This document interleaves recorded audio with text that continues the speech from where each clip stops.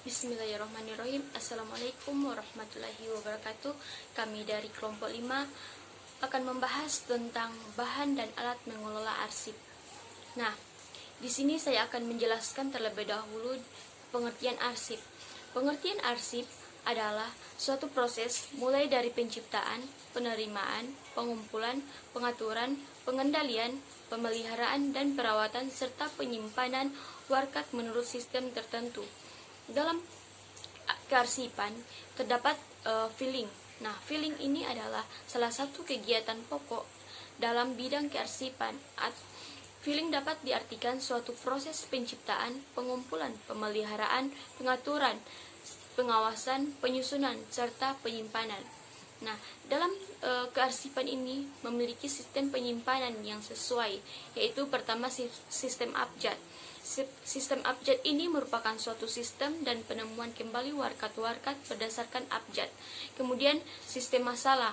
Nah, sistem masalah ini merupakan suatu sistem penemuan dan penyimpanan kembali menurut isi pokok atau perihal surat. Kemudian sistem nomor. Nah, sistem nomor ini merupakan pemberian nomor yang terdapat pada folder.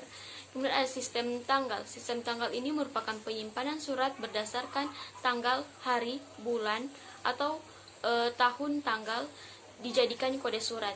Kemudian sistem wilayah merupakan penyimpanan berdasarkan daerah atau wilayah surat yang diterima. Ya, ada macam-macam peralatan kearsipan. Antara lain ada pertama filing cabinet. Nah, filing cabinet ini yaitu lemari arsip yang terdiri dari laci antara 1 sampai 6 laci, tetapi yang paling banyak digunakan itu adalah 4 dan 5 laci. Setiap laci dapat menampung kurang lebih 5.000 lembar arsip. Ukuran surat yang disusun berdiri dan tegak lurus atau vertikal. Kemudian filing cabinet berguna untuk menyimpan arsip atau berkas yang masih bersifat aktif. Kemudian ada rotary. Nah, rotary ini yaitu semacam filing cabinet, tetapi penyimpanan arsip dilakukan secara berputar. Alat ini dapat digunakan secara berputar sehingga dalam penempatan dan penerimaan kembali arsip tidak banyak memakan tenaga. Kemudian ada rak arsip. Rak arsip ini adalah lemari tanpa pintu, tempat menyimpan arsip yang disusun secara lateral atau menyamping. Kemudian ada map arsip. Nah, map arsip ini adalah lipatan yang terbuat dari karton atau kertas yang tebal atau plastik yang digunakan untuk menyimpan arsip atau surat-surat.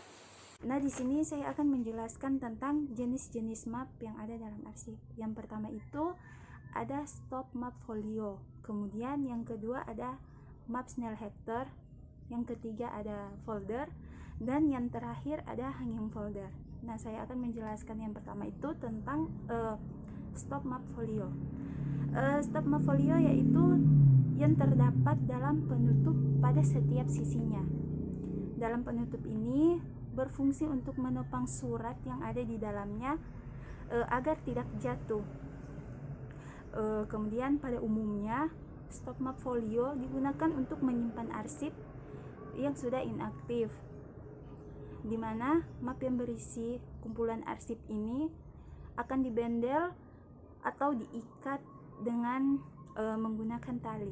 Kemudian yang kedua itu ada map Snellhefter, yaitu map yang mempunyai penjepit di tengah map. Map ini tidak mempunyai daun penutup. Kemudian arsip yang disimpan pada umumnya bersifat inaktif. Akan tetapi dapat juga untuk menyimpan arsip yang aktif. Kemudian yang ketiga itu ada folder. Folder yaitu map tanpa dilengkapi dengan daun penutup. Map ini berupa lipatan kertas atau plastik saja karena tidak ada daun penutupnya. Maka map ini fungsinya untuk menyimpan arsip secara vertikal. Kemudian yang terakhir ada hanging folder. Hanging folder itu yaitu folder yang mempunyai besi penggantung. Hanging folder juga mempunyai tab yang menuliskan kode atau indeks arsip yang ada di dalamnya. Kemudian di sini saya akan menjelaskan tentang macam-macam bahan yang terdapat dalam arsip. Yang pertama itu ada stapler, kemudian yang kedua ada perforator, dan yang terakhir ada alat sortir. Nah, kalau stapler itu alat yang digunakan untuk menyatukan kertas. Kemudian yang kedua ada perforator. Perforator itu alat yang digunakan untuk melubangi kertas. Kemudian yang terakhir ada alat sortir. Nah, alat sortir ini alat yang digunakan untuk memisahkan kertas. Baiklah, mungkin cuman itu yang ingin saya sampaikan. Kurang dan lebihnya mohon dimaafkan. Apabila ada salah kata, mohon dimaafkan. Wabillahi taufiq wal hidayah. Wassalamualaikum warahmatullahi wabarakatuh.